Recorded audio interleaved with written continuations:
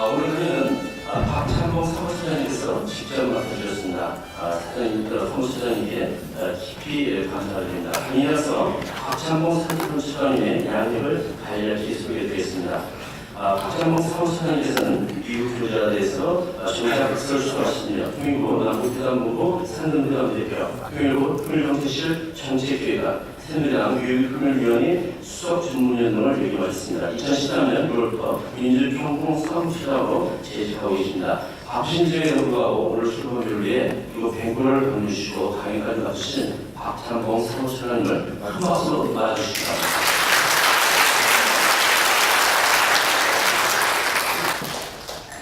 네, 안녕하십니까. 네, 박찬봉입니다. 오늘 이렇게 성대하고 멋진 행사를 준비해 주신 서병길 회장님과 밴쿠버 협의회 자문위원님 여러분께 감사를 드립니다. 또한 바쁘신 일정에도 불구하고 오늘 행사를 축하해 주시기 위해서 귀한 시간을 내주신 이기천 총명사님과 또 이 지역 동포사의 여러 지도자 여러분께 깊은 감사를 드리겠습니다.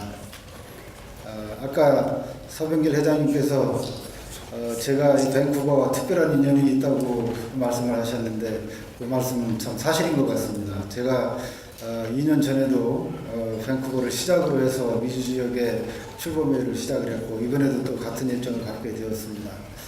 그런데 저는 2년 전에 왔을 때나 또 이번에 와서 오늘 잠시 그 밴쿠버 시내도 돌아보고 또 이 주변 지역을 이렇게 한번 지나가 보면서 어떤 생각을 했는가 하면 밴쿠버는 참 살기 좋은 곳이구나. 이곳에 사시는 동포 여러분들은 참 복도 많으시구나 하는 생각을 했었습니다. 그런데 저는 통일 문제를 평생 업으로 해온 한 사람으로서 이런 생각을 해봤습니다. 우리가 한국이 통일이 된다면 우리도 언젠가는 이러한 사회를 만들 수 있지 않을까. 그러나 그게 불가능할까? 저는 불가능하다고 생각하지 않았습니다. 가능하다고 생각합니다. 그래서 한국이 이러한 그 밴쿠버 수준의 이런 삶을 누리게 될 때 그것은 참 한국에 있는 한국인들에게 뿐만 아니라 밴쿠버에 사시는 바로 여러분들에게도 매우 아주 귀중한 일이 될 것이라고 생각을 했습니다. 왜냐하면 여러분이 여기 사시지만 또 한국이 여러분들보다 이렇게 좀 어려운 여건 속에서 사는 것을 이렇게 보실 때마다 한국에 있는 가족들이나 또는 우리 여기 이제 캐나다 동포사회에서도 캐나다 지역사회에서도 한국이 잘 나가야 여러분도 잘 나갑니다. 그렇기 때문에 한국이 든든하고 멋있게 뻗어나가기를 여러분들도 진심으로 기원하실 것이라고 믿고 이제 어떻게 하면 한국이 그렇게 멋있는 사회를 만들어갈 것인지 그런 관점에서 통일 문제를 도와주시기를 부탁을 드리면서 그게 과연 어떻게 가능하겠는지 한번 좀 상의를 드려보려고 합니다. 우리 민족의 역사를 보게 되면요. 저는 우리 민족의 역사를 우리 5,000년 역사라고 하잖아요. 5,000년의 역사를 두 가지로 저는 구분을 합니다. 보는 각도에 따라서 다르겠습니다만. 분단시대와 통일시대. 우리 민족의 역사는 이 두 가지로 나눠질 수가 있습니다. 분단되어 있을 때는 우리는 통일을 위해서 부단히 몸부림쳤습니다. 서로 간에도 얼마나 치열하게 전쟁을 했습니다. 고구려, 백제, 신라로 나뉘었을 때 우리는 치열하게 서로 그 주도권을 잡기 위해서 통일을 자기 중심으로 성취하기 위해서 부단히 노력했습니다. 그리고 나서 일단 676년에 통일이 되었습니다. 통일이 된 뒤에는 이제는 그것을 하나로 지키고 발전시키기 위해서 꾸준히 노력했습니다. 주위의 외적으로부터 우리를 지키기 위해서 부단히 노력했습니다. 지금 우리는 분단의 시대에 살고 있습니다. 통일처럼 더 중요한 건 없는 거죠. 그리고 우리의 역사적인 경험에 의하면 분단되어 있을 때는 항상 통일을 위해서 서로 갈등했기 때문에 평화롭지가 못했습니다. 우리가 분단을 극복하고 통일이 되었을 때 우리는 발전을 할 수가 있었습니다. 이제는 우리가 분단을 극복하고 이제 발전을 모색할 때다. 이런 관점에서 우리는 통일을 생각할 수 있다고 생각합니다. 그러면 우리가 통일을 생각하려면 먼저 통일이 우리에게 어떤 의미가 있는 것인가 하는 것을 생각해 봐야 된다고 생각합니다. 통일은 우리에게 어떤 의미가 있습니까? 통일은 기본적으로는 우리 민족의 정체성을 완성하는 것이다 라고 말씀드릴 수 있겠습니다. 아까 박근혜 대통령께서도 진정한 광복의 완성은 곧 통일이다 라고 말씀을 하셨는데 그것은 물론 사실이죠. 우리는 676년에 통일이 되고 나서 1300여 년 동안 하나의 민족이 하나의 국가를 형성하고 지금까지 살아왔습니다. 그래서 우리는 코리안, 한국인 하게 되면 우리는 그렇게 1300여 년 동안 하나의 나라와 하나의 민족으로 성장해온 우리의 아이덴티티가 있습니다. 우리의 정체성이 있는 거죠. 물론 그 이전에도 우리 민족의 정체성이 있었습니다. 지금처럼 강하지는 못했죠. 서로 나눠져 있었으니까. 그러나 같은 민족이라는 정체성이 있었기 때문에 통일을 하기 위해서 부단히 노력했던 거죠. 비근한 예로 우리가 독일 통일을 생각합니다. 독일은 여러 영주들의 분할로 인해서 통일을 이루지 못했다가 독일이 처음 통일을 한 것은 1871년입니다. 독일이 분단된 것은 1949년이니까 80년도 안 되는 동안 독일은 통일되어 있었던 거예요. 그런데도 손쉽게 또 통일을 해냈잖아요. 우리는 5000년 역사 동안 하나의 정체성, 민족 정체성을 가지고 왔고 또 1300여 년 동안 하나의 국가를 이루고 살아와서 우리의 정체성은 그렇게 한반도 속에 한반도를 무대로 우리가 살아온 그런 정체성이 있는데도 불구하고 아직도 그걸 완성하지 못하고 있습니다. 참 안타까운 일입니다. 그런데 그동안 우리 사회에서는 통일에 대한 회의론이 적지 않았습니다. 우리가 통일을 하면 많은 비용이 수반되지 않을까? 그 통일이 과연 우리에게 이익이 될까? 이런 젊은이들이 특히 이 통일이 되면 그 부담을 우리가 왜 해야 되나? 지금 잘 먹고 잘 사는데 이대로 살면 되지. 뭐 이런 의식들이 있으니까 그래서 그것을 잠재우기 위해서 박근혜 대통령께서 작년에 통일은 대박이다 라고 말씀하셨습니다. 그래서 과연 이런 문제들이 많이 해소가 되었습니다. 그럼 과연 통일은 대박이냐? 물론 대박이죠. 왜 대박입니까? 통일은 한국에게 기본적으로 대박입니다. 왜 그렇습니까?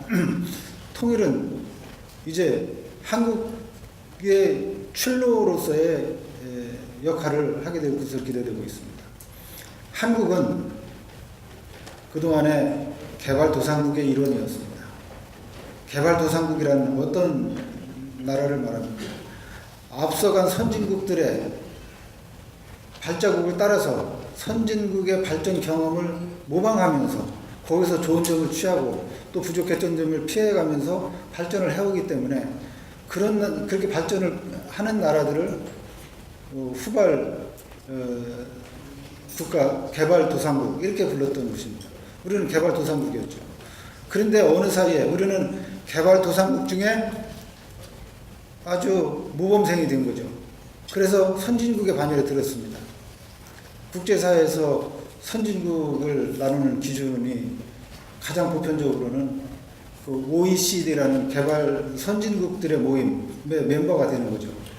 대한민국은 1995년에 OECD 멤버가 됐습니다. 그건 선진국의 반열에 들어간 거예요. 그런데 지금은 이제 선진국 중에서도 맨 끝에 있는 게 아니라 한 중간쯤 가 있습니다. 이제 경제 규모로 따지면 우리가 10위를 조금 넘어가는 그런 단계에 있는 거죠. 그런데 우리는 어느 사이에 이제 선진국의 일원이 되어 있기 때문에 이제는 우리 앞을 앞에 따라가면서 성장을 해야 되는, 따라가면서 발전을 해야 되는 그런 대상들이 없어진 거예요. 우리가 그 중에 하나 선두 대열에 우리가 이미 합류했기 때문에.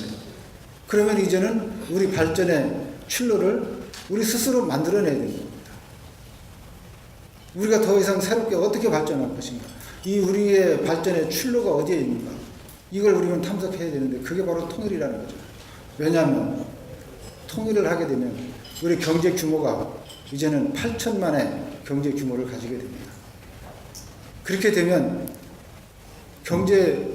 자생적인 경제 운용이 가능해지고 시장의 어떤 규모가 커져서 경제의 활력을 스스로 창출할 수가 있게 됩니다.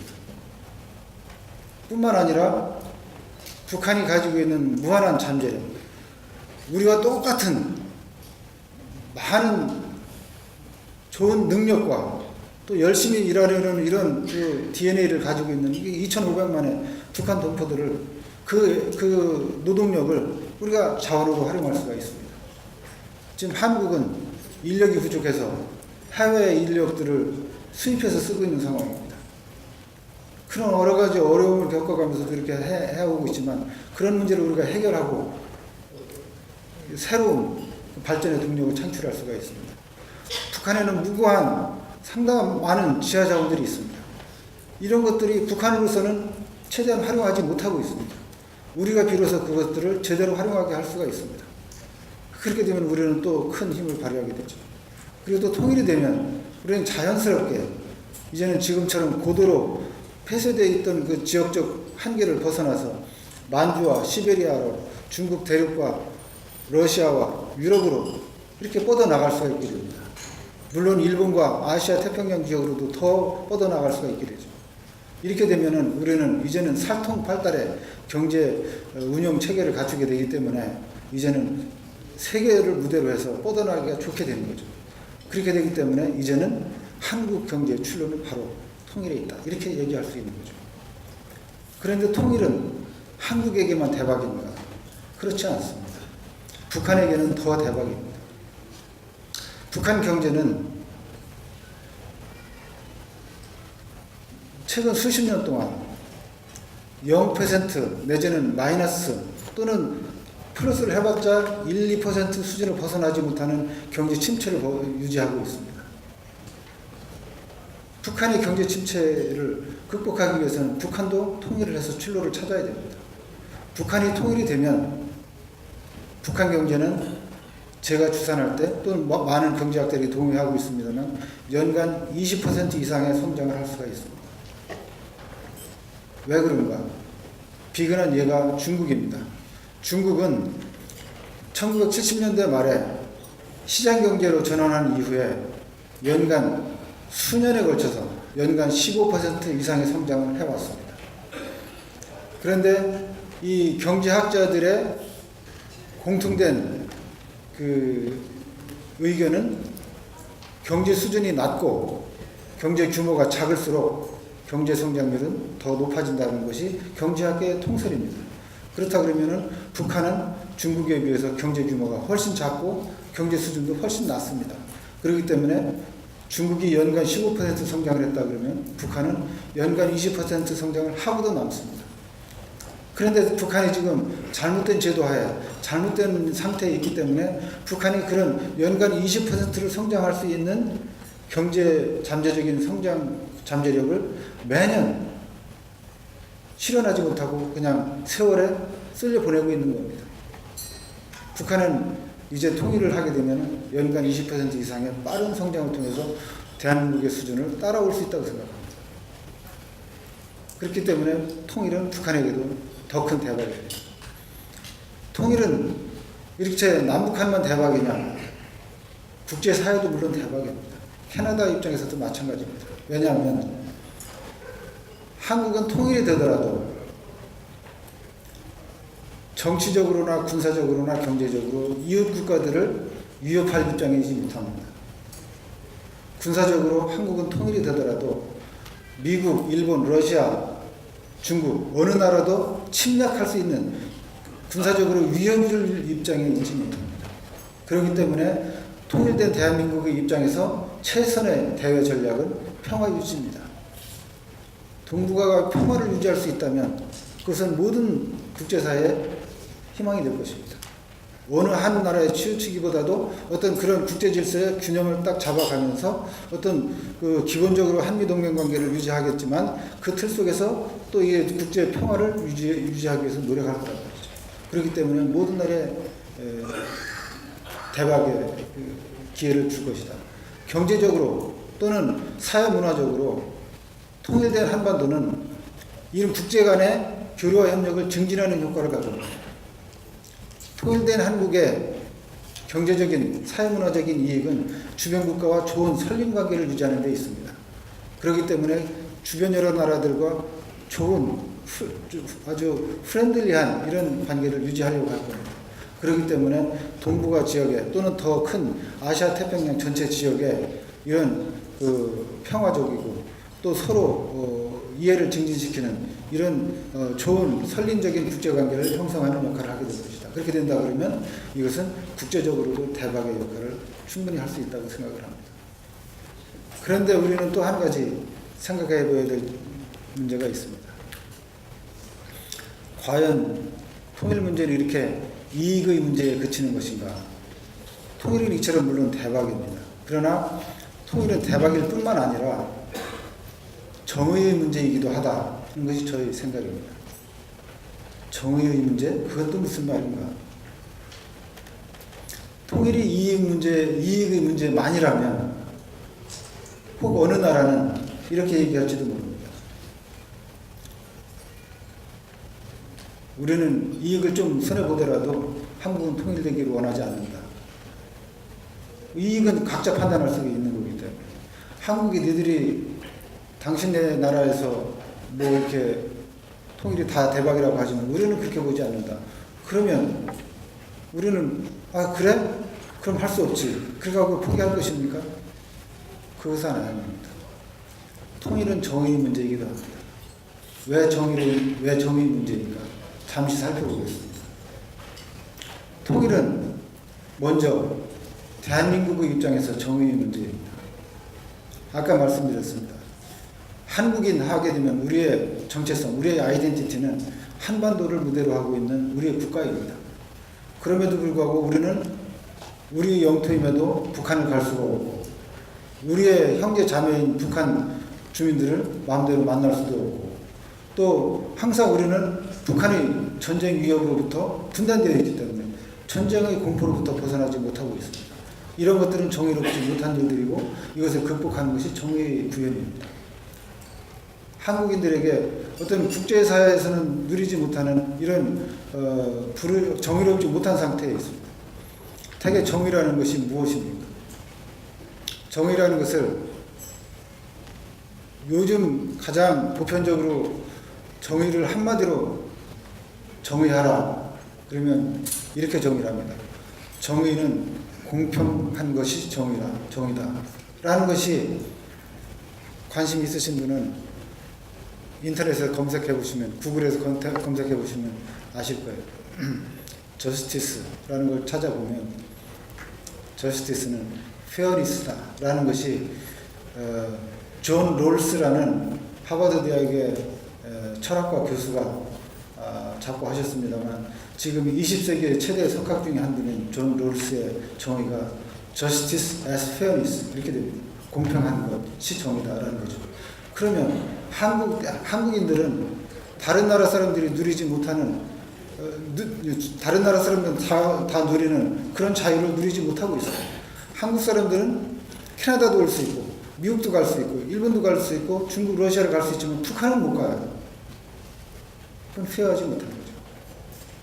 하여튼 우리는 또 북한과 여러 가지 어떤 사업을 하고 싶어도 할 수가 없고 여러 가지 그런 불이익을 당하고 있는 겁니다. 이건 페어하지 못한 상태죠. 더 심각한 것은 북한 주민들의 입장입니다.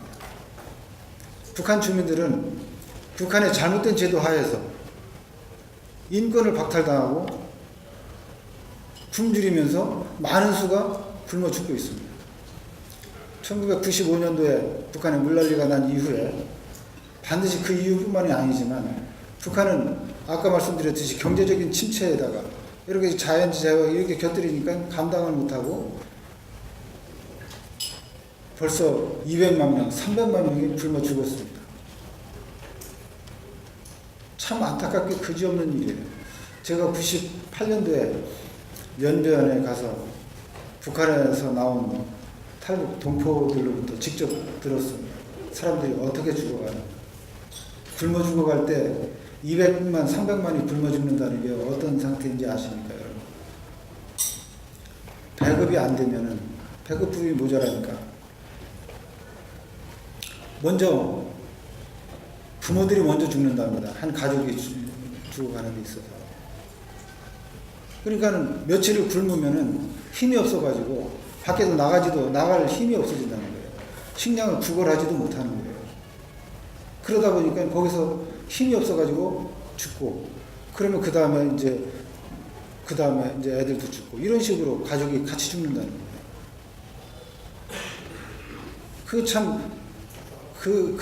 이상의, 그 이후에 참 더 비참한 말씀을 들었지만, 그 죽은 다음에 그 시체가 어떻게 처리되는 것까지 참 더 이상 말씀을 못 드리겠습니다. 그런 상태에서 살고 있잖아요. 그래서 북한에서는 언제 공안원이 와가지고 잡아갈지를 모르는 상태예요. 한 가지 우스갯소리에, 중국 사람들이 인터넷에서 북한 사람들의 삶을 농담 삼아 하는, 인터넷에서 유포되던 우스갯소리가 이런 게 있습니다.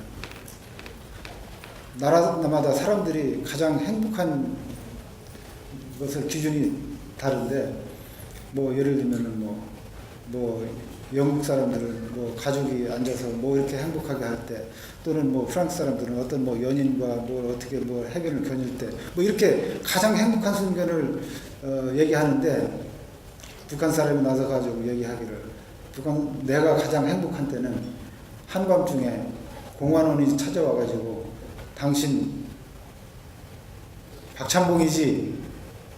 라고 했는데, 박찬봉은 자기 이웃 사람일 때 나는 가장 행복하다, 이렇게 얘기를 했다는 거예요. 참 이 문제는 참 여러 가지를 생각하게 합니다. 그런 공포에 눌리고 살고 있는데, 공안원이 와서 찾아왔는데 찾고 있는 사람이 바로 옆집 사람이다 그러면 이제 나는 아니구나, 거기서 잠시 벗어나는 거예요. 그 순간이 행복하다는 거예요. 얼마나 비참한 생활입니까? 중국 사람들이 그런 우스갯소리를 인터넷에서 하고 있습니다. 아마 여러분들도 궁금하시면 인터넷에서 검색해 보시면 그런 우스갯소리가 많이 있어요. 우스갯소리 여러 개가 있어요. 여러 개가 있는데 그 중에 하나를 제가 말씀드리는 거예요. 한 10여 년 전에 유행하던 얘기입니다. 북한 사람들이 그런 고통 속에 살고 있어요. 유엔에서는 작년에 북한의 인권 문제가 워낙 심각하고, 북한의 이런 정책에 책임 있는 사람들을 형사재판소에 보내야 된다는 걸 유엔에서 결의를 했어요. 그런 정도로 북한 주민들은 인권 사각지대에서 살고 있습니다. 언제 잡혀갈지 모르고, 언제 굶어 죽을지 모르고, 이런 불안 속에 살고 있어요. 이 사람들에게 제대로 인간답게 살게 해주는 것, 이것이야말로 정의죠. 북한 주민들이 지금 이렇게 당하고 있는 고통, 인권 상실, 이 모든 것은 공정하지 못한 것입니다. 그 사람들은 다 똑같은 우리 대한민국 사람들이죠. 저도 98년도에 북한 지역 곳곳에 들어가 봤습니다. 참 비참하게 살아요. 북한 농촌 풍경을 가보시면 여러분들은 방문하시게 되면 참 평화롭다고 생각하실지 몰라요. 왜냐하면 마을 구조가 남쪽에서 보는 것과 비슷하게 생겼습니다. 논이 있고, 또 이렇게 언덕이 있으면 그 언덕이 있는 자리에 마을이 형성되고, 개중에는 기와집도 있고, 대개는 북한에서는 초가집을 다 없앴으니까 다 기와집으로 이렇게 돼 있죠. 그러니까는 좋아 보이지만 집집마다 집 하나의 지붕 안에 굴뚝이 2개 내지 3개가 있습니다. 2개 내지 3개는 방이 2개 내지 3개가 있다는 거예요. 한 집에 한 가족이 살고 있는 거예요. 그러니까 한 지붕 아래 방 하나에 한 가족이 살고 있는 거예요. 그럼 굴뚝이 따로 있을 수밖에. 그렇게 살고 있습니다. 모든 것들을 그렇게 참 비참하게 살고 있는 거죠. 뭔가 근데 서로에게 어떤 그런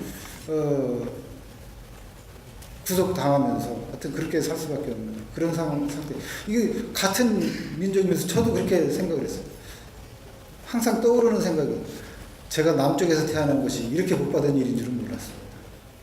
여러분들이 불행하다고 느끼실 때 북한 동포들 한번 생각해 보세요. 그거는 정의롭지 못한 거예요. 그 사람들을 우리처럼 자유롭게 우리가 누리는 최소한의 어떤 이런 것들을 누리면서 살 수 있게 해주는 것이 바로 정의다라는 거죠. 국제적인 관점에서 정의를 살펴봅시다. 우리나라가 개방을 한 것은 1876년 일본의 운양호 사건으로 인해서 소위 말해서 강압적인 건보트 디플로머시라고 해서 강압적인 개방으로 문을 열고 그 다음에 조선은 어떻게 됐어요? 청일전쟁과 러일전쟁에 전쟁터로 우리를 빼앗겼습니다. 이런 서로 열강들이 서로 싸우는 전쟁터가 우리 한반도가 되는 거예요. 자기들 나라의 이익을 놓고 싸우는데 왜 우리가 전쟁터가 돼요? 그리고 나서 결국에는 우리는 일제를 맞아서 35년 동안 고생을 했습니다. 그리고 해방이 됐는데도 분단되어 있는. 그러니까는 우리 한민족은 이 국제 질서에 희생을 강요당해 온 겁니다. 지금까지. 왜 국제 질서에 희생양이 우리만 희생양이 되어야 됩니까? 그건 정의롭지 못한 겁니다. 우리는 이제 우리 민족이 스스로 하나의 국가를 완성할 수 있어야 됩니다. 그것이 정의로운 일입니다. 그래서 보게 되면 예를 들면 독일은 1차 대전, 2차 대전에 책임이 있기 때문에 책임을 물어서 미국, 영국, 프랑스, 러시아가 협정을 맺어서 분단을 시켰어요. 그런데도 불구하고 불과 1989년에 49년에서 89년에 통일이 됐으니까 40년 동안 분단되고 바로 통일이 됐어요. 1871년에 처음 통일을 이룬 독일이 분단되었다가 40년 만에 국제적으로 그런 반대의 그런 여건을 무릅쓰고 통일을 해냈어요. 우리는 그 오랫동안 하나의 국가를 형성하고 같이 살아온 우리 민족인데 이런 줄곧 계속 희생만 당해온 민족인데 해방이 되고 나서도 통일된 국가를 이루지 못하고 분단돼 왔어요. 이제는 우리가 통일을 해야 되는 거죠. 그게 정의입니다. 그렇기 때문에 통일은 정의로운 문제이기 때문에 우리는 단지 이익의 문제에 그칠 때보다도 더 분명한 우리의 의무가 부과되는 것이죠. 그리고 책임이 따릅니다. 통일을 위한 의무와 책임은 한국인들에게만 있는 게 아니라 북한 주민에게만 있는 것이 아니라 국제사회에도 있는 겁니다. 우리는 국제사회에 대해서 분명하게 얘기해야 되는 거예요. 한민족이 겪고 있는 분단의 이 비극은 이거는 너무 값비싼 희생이고 이제는 이걸 극복하게 협력하는 것이 당신 나라의 의무, 책임입니다.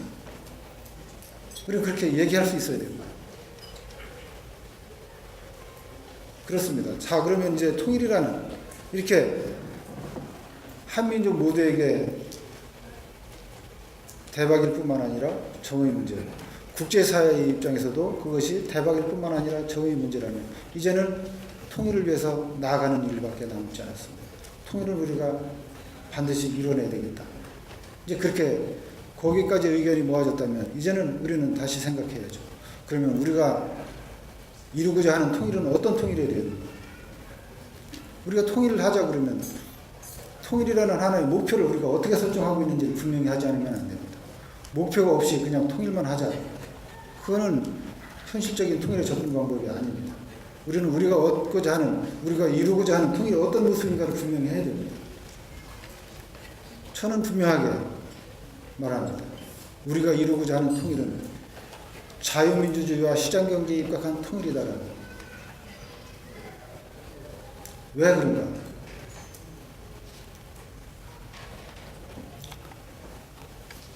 국가는 실패한 국가도 있고 성공하는 국가도 있습니다. 지금 현재도 그렇지만 역사적으로도 그렇습니다. 국가는 왜 실패하고 왜 성공하는가. 이것을 심층적으로 연구한 책이 하나 있는데 관심 있으신 분은 여기 공공도서관 잘 돼 있죠. 거기 가면 아마 있을 거라고 생각이 되는데 Why Nations Fail 이라는 책이 있습니다. 이 책은 MIT 대학의 경제학자인 에스모글루라는 경제학자와 하버드 대학의 정치학자인 제임스 라빈슨이라는 정치학자가 공동으로 저술한 겁니다. 정치적인 관점과 경제적인 관점을 묶어서 왜 역사적으로 또 당대에 어떤 국가는 성공하고 어떤 국가는 실패하는가. 이 책에 그 본론에 들어가면서 첫 번째 챕터로 이런 제목이 붙었습니다. The Economics of the 38th Parallel 38선의 경제학. 한반도의 남북한을 딱 그 한밤중에 위성사진을 딱 그 그림으로 보여주고 있습니다. 북한 지역은 까맣죠. 까맣잖아요. 까맣고 평양 근처는 이렇게 흰 불꽃이 조금, 남쪽은 휘황찬란하게 딱 이렇게 되어 있잖아요. 이걸 딱 보면 한반도가 그 불빛에 의해서 딱 나타납니다. 이걸 보면서 왜 대한민국은 성공했고 왜 북한은 실패했는가, 이거를 규명을 하고 있습니다. 그 세계 여러 나라들의 사례를 분석하는 시발점으로 이 예를 들고 있어요. 38선의 경제. 그래서 이 사람들이 주장하는 결론은 이겁니다. 어떤 사회가 발전하는 사회는 열린 체제를 지향한다는 거예요. 정치적으로, 경제적으로 열린 사회는 발전한다는 겁니다. 폐쇄된 사회는 후퇴한다는 거예요. 남북을 보면은 그게 명백하다는 거죠. 한국은 국제사회를 향해서 경제를 오픈하고, 중남미나 다른 여러 나라들이 그 무역을 억제하면서 자기 내에서 어떻게 하려고 하던 그런 경제발전 전략을 택한 데 반해서 한국은 국제시장으로 뻗어나가는 전략을 택했습니다. 그것이 성공했고 한국은 여기까지 온 거죠. 그래서 정치적으로도 점차 열린 사회를 지향하게 됩니다. 한꺼번에 다 하지는 못했지만 우리가 경제성장을 이루고 또 경제성장을 바탕으로 정치를 또 열어갔습니다. 이렇게 열린 사회를 지향할 때 그 사회는 발전한다. 북한은 그러지 못했기 때문에 후퇴했다. 한번 한일 관계를 한번 보시죠. 일본은 1300년대부터 일찌감치 유럽의 문물을 받아들였습니다. 조선은 500년 동안 세국 정치를 했죠. 세국 정책을 했기 때문에 외부의 발전된 모습을 이렇게 발전시키는 것들, 이런 것들을 눈을 감고 살아왔죠. 그러다 보니까 일본에 뒤처지게 된 거죠. 우리가 일본의 메이치 유신 때문에 우리가 뒤처진 거라고 생각하지만 일본은 그 이전부터 포르투갈이나 네덜란드와 같은 영국 이전에 세계 최강대국이 포르투갈, 스페인에서부터 네덜란드로 갔다가 다시 영국으로 가서 이제 미국으로 온 거 아닙니까? 이것이 세계 질서의 헤게모니의 그 흐름을 말해주는 건데, 이런 헤게모니를 쥐고 있던 당시의 나라들과 교류를 해온 겁니다. 그렇기 때문에 우리가 임진왜란을 보게 되면 일본 사람들은 조총을 가지고 왔잖아요. 우리는 활로 쏘게 되잖아요. 벌써 그 문명적인 차이가 있는 거예요. 그리고 나서도 일본은 더 빨리 뭐 미국이라든가 이런 서구문물을 더 빨리 받아들이는 건 사실이죠.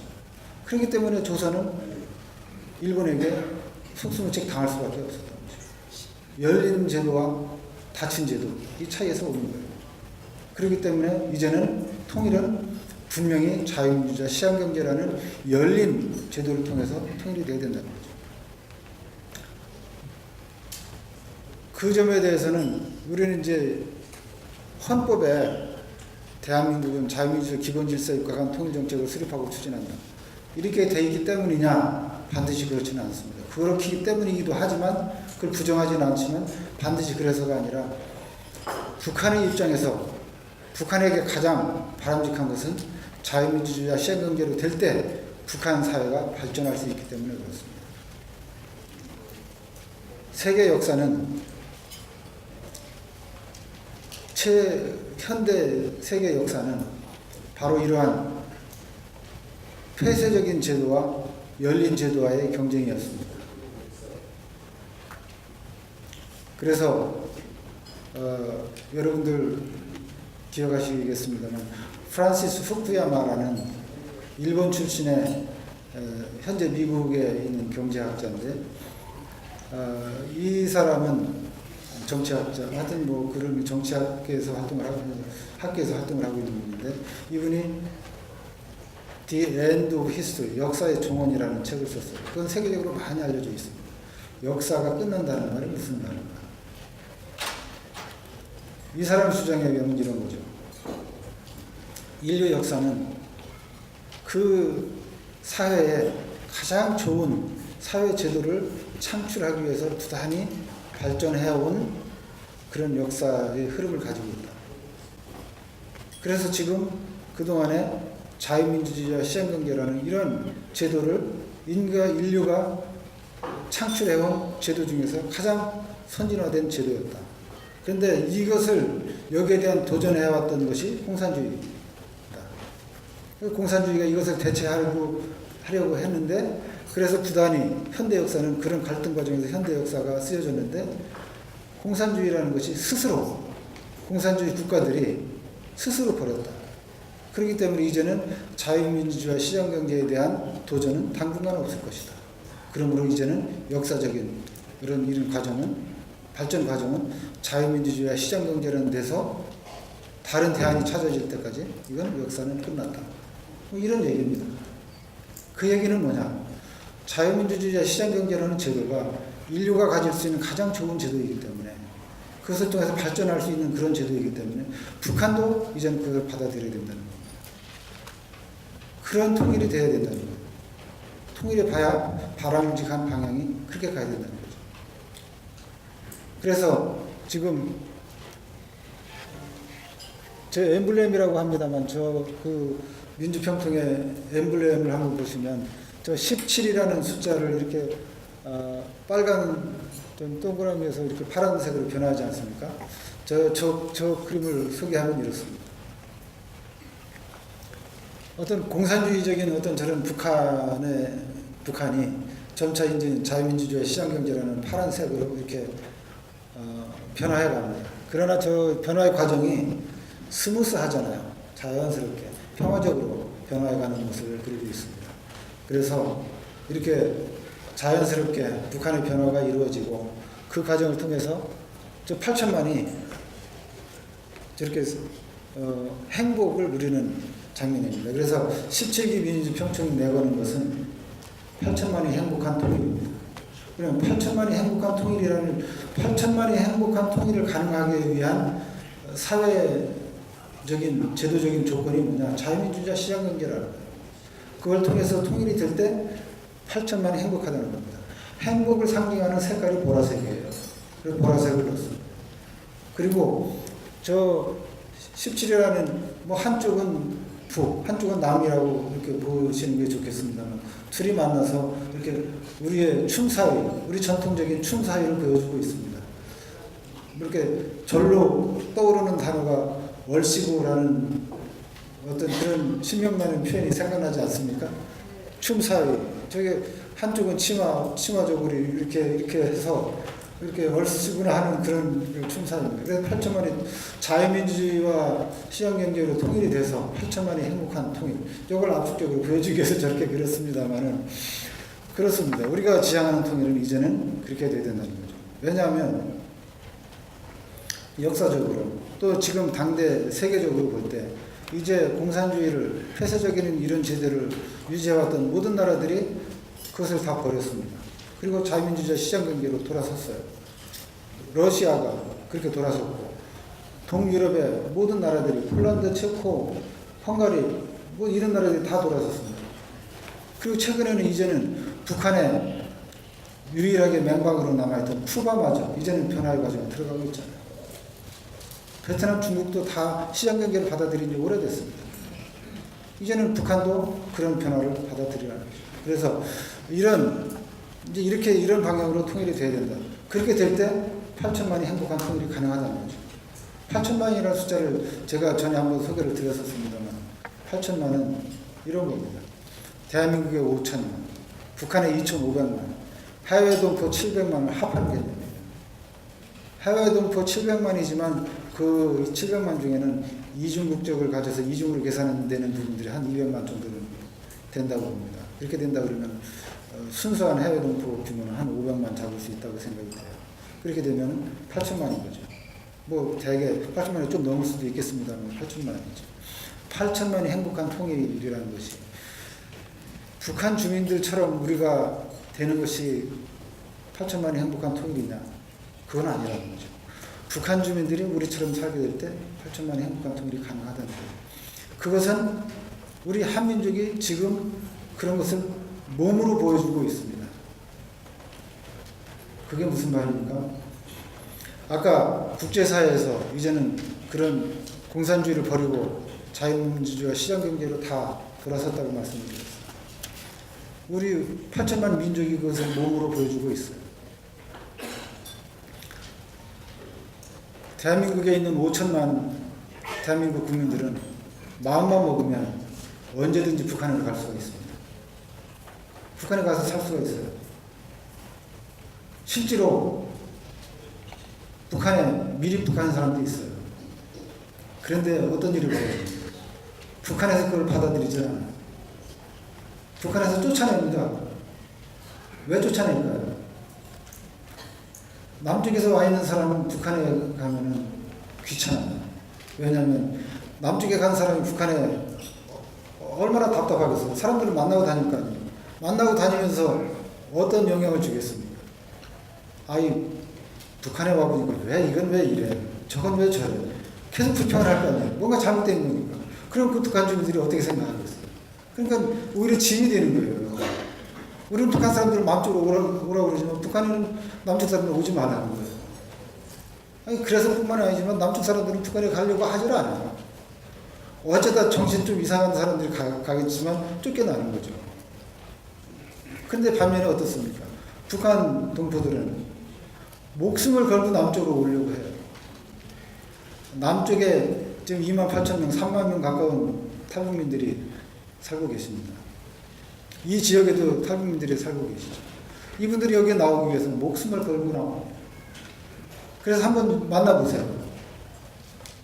저는 그분들을 볼 때마다 그분들의 용기에 대해서 감탄하지만 또한 참 안타까움을 금할 수가 없습니다. 왜냐하면 제가 만나본 대부분의 탈북자들은 가족 중에 일부가 희생되어 있습니다. 다 같이 오고 싶잖아요. 근데 같이 오다가 다 살아나지는 못하는 거예요. 그 중에 일부는 대부분의 경우에는 또 많은 경우에는 대부분이 오다가 희생됩니다. 북한에 끌려가서 두만강에서 압록강에서 또는 중국이나 이런 데서 잡혀가지고 이래가지고 희생되는 사람들이 너무 많아요. 그렇게 목숨을 걸고 오려고 하잖아요. 왜 그래요? 살기 좋은 사회를 향해서 가는 거예요. 요즘에는 북한 주민들이 남쪽에 오는 이유가 여러 가지가 있겠지만 배고픔을 못 견뎌서 오던 사람들도 많이 있지만 또 개중에는 요새는 점차 그런 숫자가 늘어나지만 장래를 보고 온 사람들이 많습니다. 이제는 북한은 희망이 없다. 그렇다면 이제는 어차피 이제는 이런 자유민주주의적인 통일이 되지 않겠는가. 그렇게 되면 그 뒤에 오게 되면 늦다. 미리 와서 이제는 안정이 되면 통일이 된 뒤에는 더 기회가 많을 테니까 미리 와서 기회를 잡아야 되겠다. 해서 자식들의 손을 잡고 탈북하는 사람들이 있습니다. 여러분들이 여기에 와서 개척을 하듯이 북한 동포들 중에는 남쪽에 와서 또는 해외시장에 가서 개척을 하려는 이런 열정을 가지는 분들이 있습니다. 이건 무엇을 뜻하는 겁니까? 통일이 어떻게 돼야 된다는 겁니까? 그렇습니다. 자유민주주의자 시장경제를 입각한 통일을 우리는 그런 방향으로 통일을 만들어 가야 되는 거죠. 그렇게 하기 위해서 그런 이제 목표가 섰습니다. 자유민주주의와 시장경제에 입각한 통일을 우리가 만들어야 되겠다. 그러면 지금 이 시점에 저는 우리가 두 가지 노력을 해야 된다고 생각합니다. 첫째는 북한을 변화시키도록 우리가 힘을 모아야 된다는 것입니다. 그리고 두 번째는 통일을 우리가 준비해 나가야 된다. 이 두 가지가 우리의 과제라고 생각합니다. 하나씩 살펴보겠습니다. 북한을 어떻게 변화시킬 것인가. 아까 말씀드렸습니다. 우리가 지향하는 통일은 자유민주주의와 시장경제에 입각한 통일이다. 근데 대한민국은 이미 자유민주주의와 시장경제를 받아들였습니다. 그렇기 때문에 이제는 북한이 자유민주주의와 시장경제를 받아들이도록 우리가 노력해야 됩니다. 북한이 스스로 받아들이도록 노력하는 것이 첫째죠.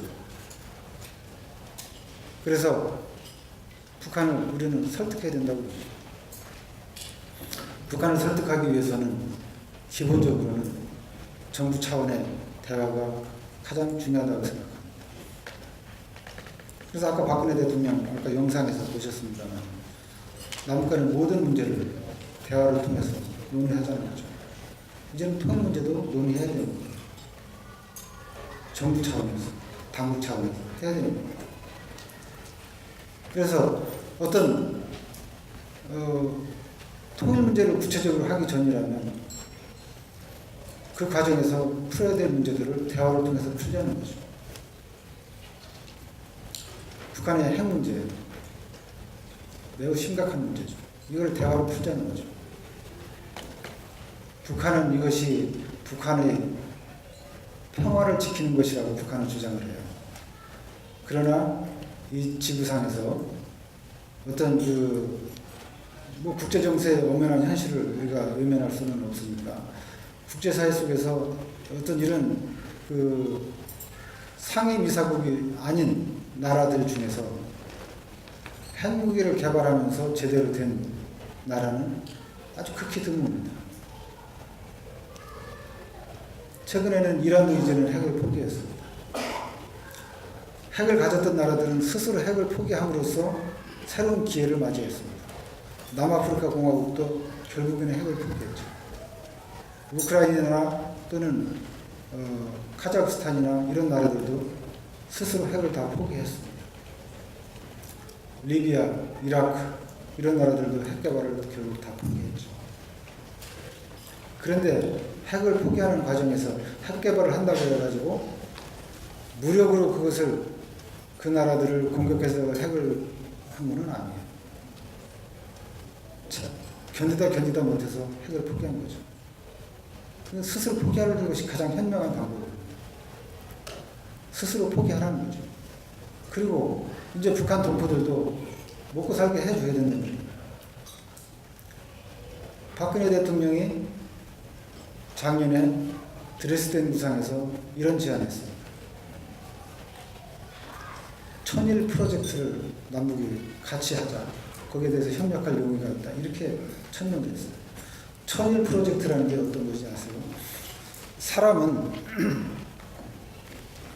임신해서부터 태어나서 2살이 될 때까지 이 1000일 동안 뇌의 70% 이상이 형성된다고 합니다. 그렇기 때문에 이때 영양이 제대로 공급되지 못하면 자라나서도 완전한 성인으로 활동을 못한다는 거예요. 그렇기 때문에 어떤 지원을 하고 도움을 준다 그러면은 이 1000일 동안에 있는 태아와 산모에게 도와주는 것이 가장 시급한 지원이라는 겁니다. 이것은 박근혜 대통령이 혼자의 창작품이 아니에요. 국제사회에서 인도적 지원에 관한 연구에 거듭한 결과 얻어진 결론입니다. 그래서 국제사회에서 통용되는 논리예요. 천일 프로젝트라. 그것을 이제는 우리가 북한에 제의하고 있는 겁니다. 천일 프로젝트를 위해서 우리가 적극적으로 돕겠다. 그런데 그것도 아직 북한은 받아들이질 않아요. 우리 박근혜 대통령도 드레스덴 구상에서 북한 주민들의 민생 문제, 어떤 교섭력을 통해서 통일, 이런 거 이전에 민생 문제를 해결하는 것이 급하다. 민생 문제를 해결하기 위해서 우리는 지원하겠다. 대화하자. 거기에 호응하지 않고 있어요. 육자회담이라는 핵 문제를 평화적으로 해결하기 위한 대화에도 북한에서는 성의있게 임하지 않고 있어요. 그냥 형식적으로 나오는 대화는 의미가 없습니다. 진정으로 문제를 풀 준비를 가지고 하고 와야 되는 거죠. 그래서 이처럼 이제는 당국간 차원에서도 여러 가지로 문제를 풀기 위한 노력을 적극적으로 해야 된다고 생각을 해요. 그러나 쉽지는 않죠. 그러나 반면에 우리 또 민간 영역에서 북한을 또 설득해야 된다고 생각합니다. 이제는 북한도 마음을 열어라. 문을 열어라. 열어야 됩니다.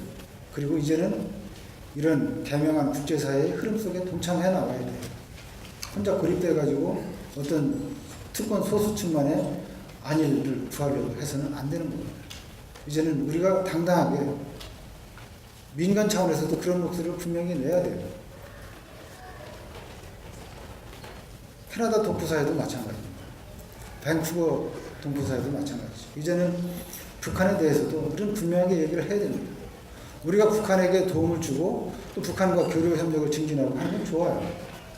그러나 그런 것들이 어떤 특정 집권 세력에게 어떤 역이용 당하는 그런 방향으로 추진돼서는 안 되는 거죠. 그것이 진정한 방향으로 북한의 변화로 이어지고 그것이 통일로 이어질 수 있는 그런 방향으로 이런 노력들이 연결이 돼야 된다고 생각합니다. 그렇게 될 수 있도록 민간 차원의 노력이 필요하다고 생각합니다. 이처럼 우리는 북한이 스스로 변화를 통해서 발전의 길을 통하고 또 통일의 길에 동참해 나오도록 설득해 나가야 된다고 생각합니다. 이 설득 과정이 물론 쉽지는 않습니다. 이제까지 국제사회의 어떤 흐름을 보게 되면 어떤 대화를 통해서만 하는 것이 모든 것을 해결해 주지는 못하죠. 필요에 따라서는 압박을 해서라도 그런 것들을 해내야 됩니다. 그래서 요즘에는 국제사회에서 통용되는 이론이 또 하나가 있어요. 그것이 이제 보호 책임이라는 개념입니다.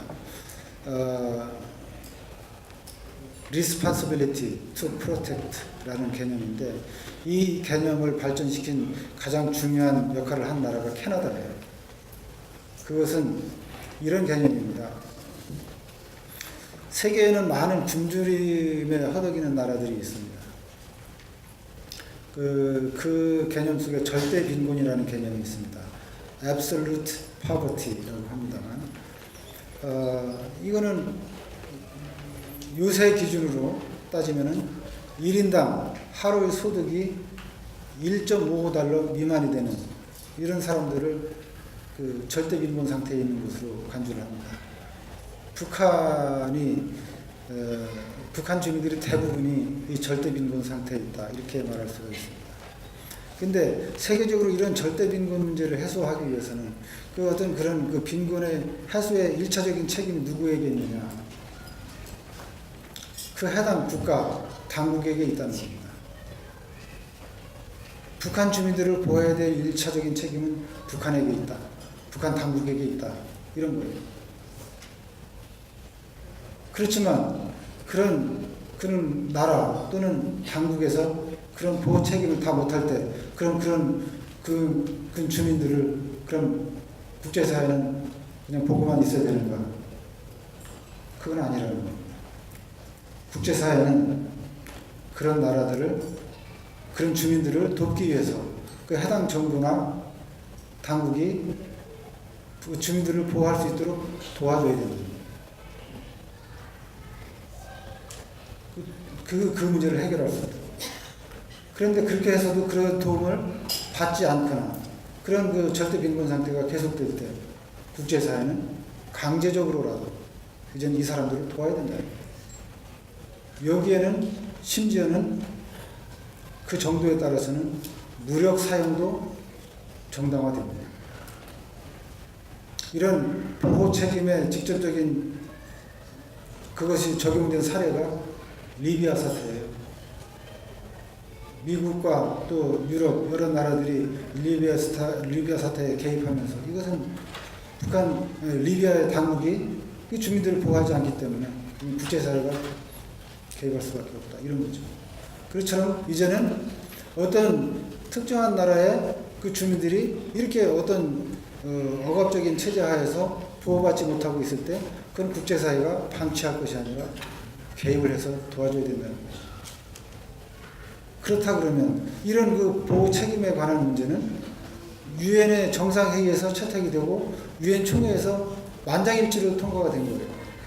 북한도 여기에 반대하지 않았습니다.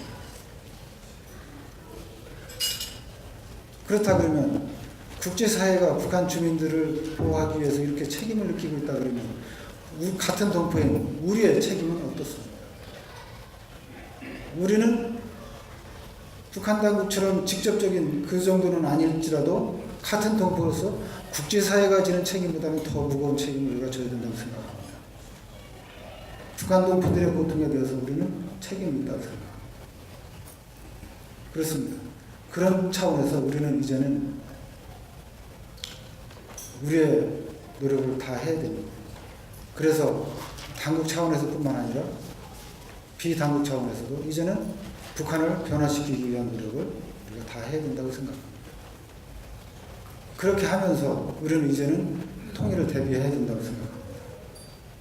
통일을 준비해야 되죠. 그러나 우리가 이제 통일을 준비한다는 것은 많은 변화를 수반하는 거죠. 시간이 조금 지났는데 한 5분 내지 10분 사이에 마치도록 하겠습니다.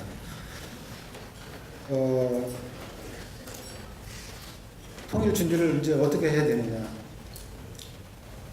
통일이라는 것은 벌써 70년이 된 시점에서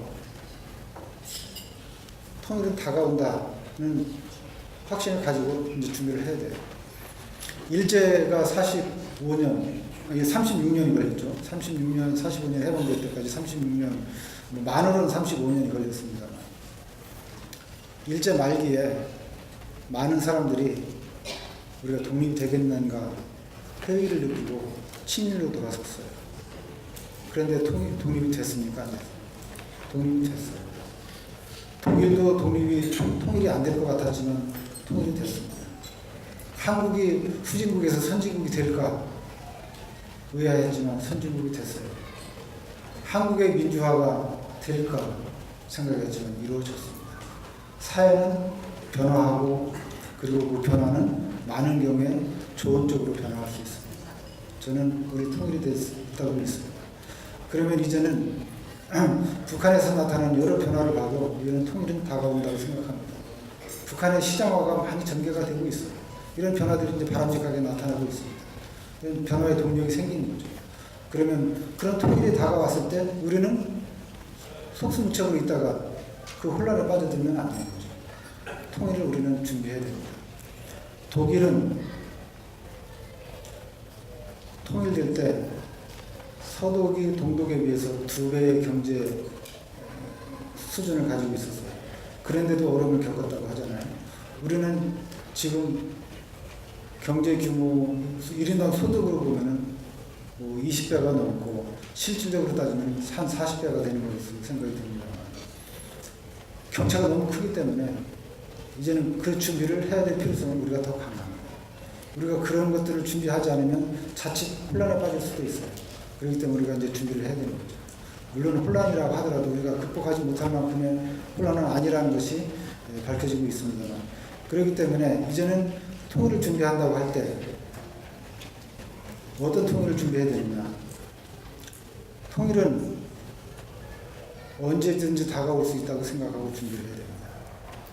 그리고 통일은 많은 큰 변화를 수반할 수도 있다는 생각을 하고 준비를 해야 됩니다.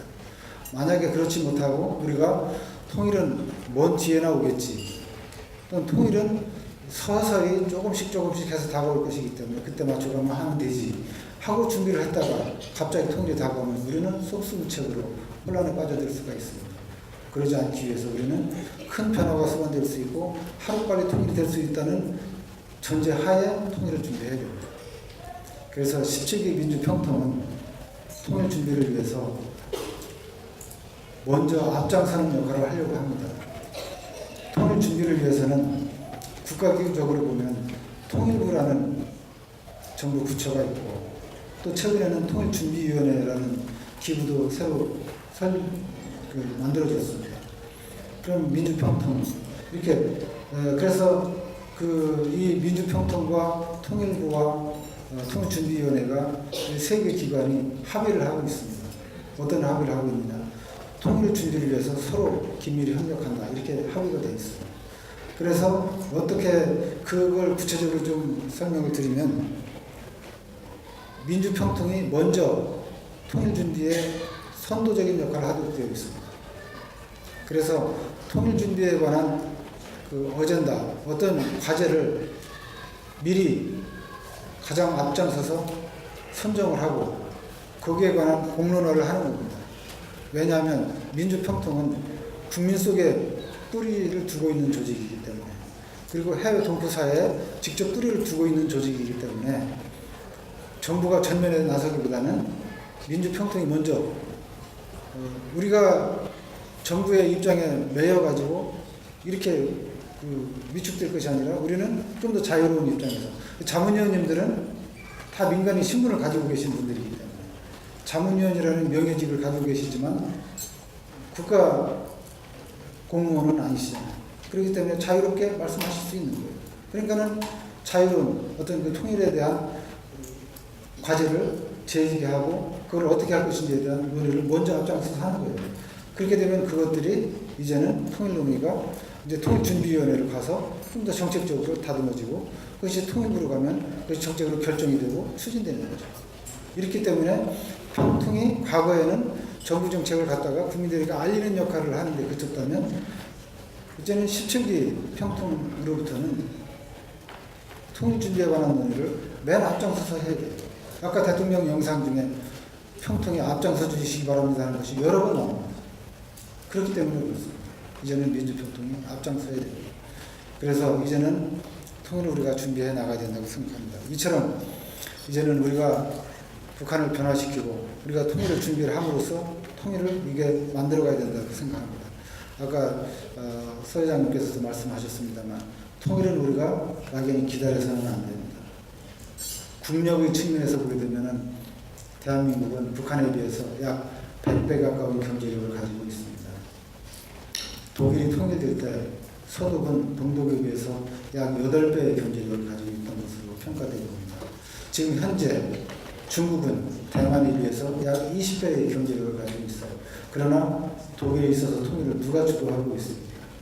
서독이 하고 있지 않습니까? 서독이 해냈지 않습니까?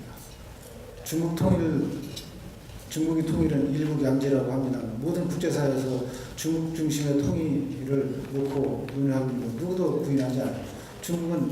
중국이 현재 대표하고 있잖아요. 우리는 중국이 대만에 가지고 있는 그 격차보다도 4배 이상의 격차를 더 가지고 있습니다.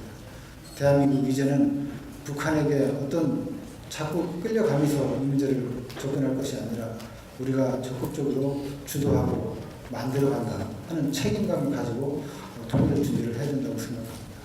그래서 이제는 동포사회도 이제 이런 북한을 변화시키고 또 통일을 준비해 나가는 데 있어서 적극적인 역할을 해주셔야 된다고 생각합니다. 그러나 저는 이 모든 것에 앞장서는 것은 이 모든 것보다도 더 가장 기본적으로 중요한 것은 바로 우리 동포 여러분 모두의 개개인의 성공이라고 생각합니다. 여러분들이 성공해야 여러분들의 힘이 커지고 그 커진 힘으로 북한을 설득시키고 또 통일을 준비하는데 더 큰 역할을 할 수가 있습니다. 그리고 통일 과정에서도 여러분의 역할이 굉장히 중요합니다. 통일이 되면 북한에는 무한한 발전의 가능성이 있습니다. 조지 소로스라는 사람이 국제적으로 알려진 투자의 귀재였잖아요. 이 사람 저도 방송에 같이 그 사람들 전화로 해가지고 같이 방송에서 참여한 적이 있습니다만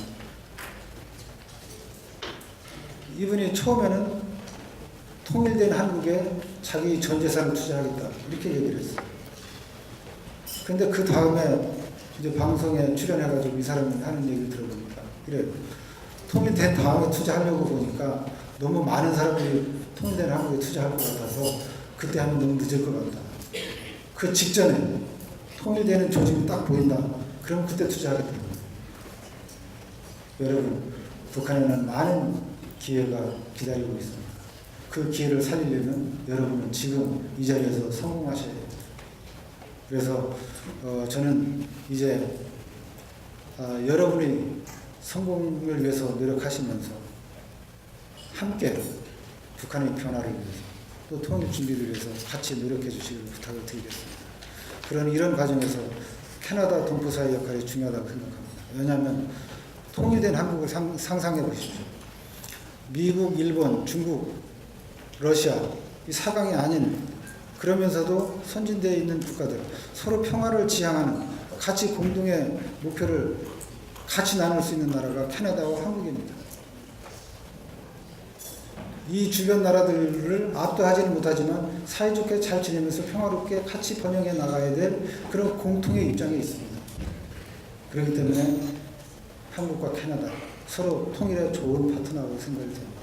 그렇기 때문에 여러분들도 이제 통일의 천병이자 공공외교의 주역으로서 이 동포 사회를 하나로 묶고 또 캐나다 사회에 우리의 영향력을 확대해서 캐나다 사회와 또 캐나다 정부가 통일 과정에 지지하고 협력할 수 있도록 또 통일 이후에 같이 발전해 나갈 수 있도록 이렇게 서로 힘을 모으는데 이 동포 사회가 큰 역할을 하실 수 있다고 생각합니다.